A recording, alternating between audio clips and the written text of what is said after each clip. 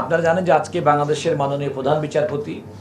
নেতৃত্বে সুপ্রিম কোর্টের আপিল বিভাগের 4 জন বিচারপতি সর্বসম্মতভাবে সরকার অর্থাৎ সরকারের পক্ষে প্রাথমিক এবং গণশিক্ষা মন্ত্রণালয় যে আপিলটি দায়ের করেছিলেন হাইকোর্টের রায়ের বিরুদ্ধে, সেখানে আপিলটি মঞ্জুর করেছেন। অর্থাৎ হাইকোর্ট যে রায়টি দিয়েছিল সেই রায়টি আর থাকলো না। আপিল বিভাগের চূড়ান্ত রায়ে সরকার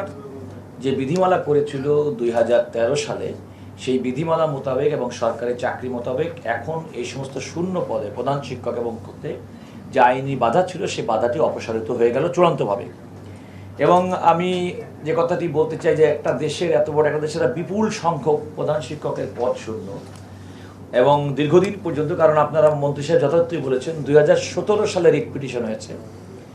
2019 সালে হাইকোর্ট রায় দিয়েছে, 2019 সাল থেকে 2026 সাল পর্যন্ত এই রায়ের বিরুদ্ধে সরকারের দায়েরকৃত আপিল নিষ্পত্তির জন্যে তেমন কোনো কার্যকর উদ্যোগ গ্রহণ করা হয়নি। আমরা সেটা গ্রহণ করেছি এবং অত্যন্ত দ্রুততার সময়ের মধ্যে আমরা সেটা নিষ্পত্তি করতে পেরেছি। আমি এক্ষেত্রে একটি কথা বলতে চাই, দেখুন আমরা যারা বাংলাদেশকে নিয়ে চিন্তা করি বা বাংলাদেশকে অগ্রগতি করে নিতে চাই, আমি বিশ্বাস করি বর্তমান সরকার, মাননীয় শিক্ষামন্ত্রী, মাননীয় প্রতিমন্ত্রী, সচিব সহ যারা আছেন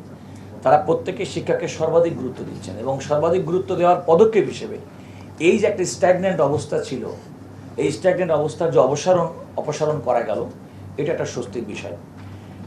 একটা কথা আপনাদের বলা দরকার, সেটা হচ্ছে যে আপনাদের হয়তো আরও কিছু মনে প্রশ্ন জাগতে পারবে, কিন্তু আপিল বিভাগের পূর্ণাঙ্গ রায় ছাড়া আসলে কিন্তু সব প্রশ্নের উত্তর কিন্তু মাননীয় মন্ত্রী কিংবা প্রতিমন্ত্রী কিংবা আমাদের দেওয়া সম্ভব না। তবে এতটুকু বলতে পারি যে প্রধান শিক্ষকের নিয়োগের ক্ষেত্রে, শূন্য পদের নিয়োগের ক্ষেত্রে দীর্ঘদিনের যে অচলাবস্থা সেটা এই মুহূর্ত থেকে দূরীভূত হয়েছে এবং মন্ত্রণালয়, আমি রাষ্ট্রের প্রধান আইন কর্মকর্তা হিসেবে বলতে পারি, মন্ত্রণালয় আপিলের বিভাগের আজকের এই আদেশের পরে তারা তাৎক্ষণিকভাবে এই কার্যক্রম শুরু করতে পারবে, তার ক্ষেত্রে কোনো আইনি বাধা থাকবে না।